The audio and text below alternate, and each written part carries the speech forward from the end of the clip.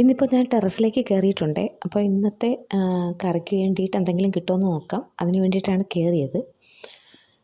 അപ്പോൾ അതേ 5-6 പയർ മൂത്ത് നിൽപ്പുണ്ട്, അതൊന്ന് പറിക്കാം.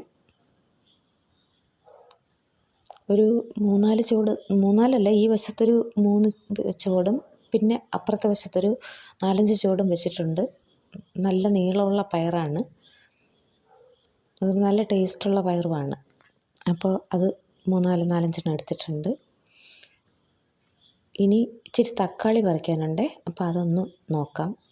ചീര ഇന്ന് പറിക്കുന്നില്ല, എന്നും ചീര കറി വെച്ചാൽ ശരിയാകത്തില്ല. അതുകൊണ്ട് നോക്കട്ടെ. തക്കാളിക്കൊക്കെ ഇപ്പം എന്നാ വിലയാണ്, അപ്പോൾ അതുകൊണ്ടുള്ള തക്കാളി പറിച്ചെടുക്കാം. ഒരു 3-4 പഴുത്ത് നിൽപ്പുണ്ട്, അത് മതിയാകും. 2 ദിവസത്തേക്ക് അത് മതിയാകും.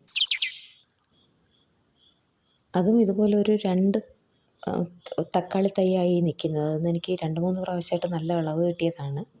ഇതിപ്പോൾ കഴിയാറായിട്ടുണ്ട്. അപ്പോൾ അത് പറിച്ചെടുത്തിച്ച് ഒരു മാങ്ങ പഴുത്ത് നിൽക്കുന്നത് കണ്ടോ. അതെ, ഞാൻ കവറിട്ട് വെച്ചിരിക്കുകയാണ്. അപ്പോൾ അതൊന്ന് വെച്ചെടുക്കാം കേട്ടോ. പിന്നെയും 2-3 നിൽപ്പുണ്ട്, അതൊന്നും പാകമായിട്ടില്ല. 3-4 ദിവസം കൂടെ കഴിഞ്ഞാലേ ഇത് പാകമാവുള്ളൂ.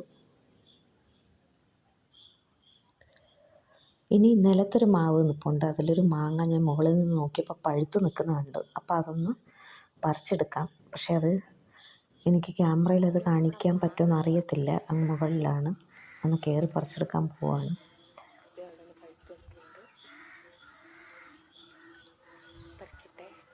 അപ്പം അതിൻ്റെ ഇടയ്ക്കൊരു മാങ്ങ പഴുത്ത് പോട്ടെ, അതൊന്ന് പറിച്ചെടുക്കട്ടെ.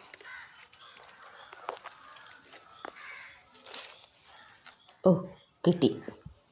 അപ്പോൾ ഇത് മല്ലികയാണ് കേട്ടോ, നല്ല ടേസ്റ്റുള്ള മാങ്ങയാണ്. അതുപോലെ തന്നെ ഇതിൻ്റെ സീഡ് വളരെ ബ്ലൈഡ് പോലത്തെ സീഡാണ്. അപ്പോൾ ഇന്ന് കിട്ടിയതൊക്കെയാണിത്. പിന്നെ ഞാൻ പച്ച കത്തിരിക്കയും വയലറ്റ് കത്തിരിക്കയും പറിച്ചതൊന്നും കാണിച്ചിട്ടില്ല.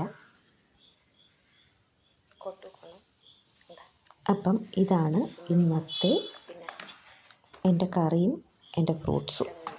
അപ്പോൾ ഇനി മറ്റൊരു വീഡിയോയുമായി പിന്നെ കാണാം.